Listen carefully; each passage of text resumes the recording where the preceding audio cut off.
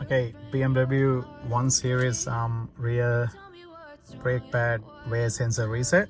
So put the key on, get the ignition on, press and hold this button here.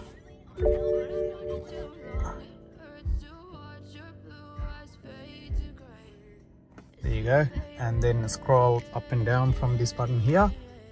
Then you can get, this is front, that's oil, so you can reset anything from here, but that's what I need. So that's rear, and then press the BC button here, reset, and press and hold.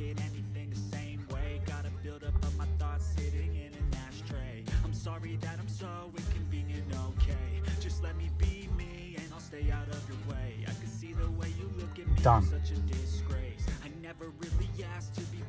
And then ignition off, key off,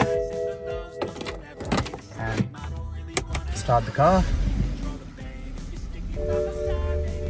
You check the display here, go to menu, vehicle information, vehicle status,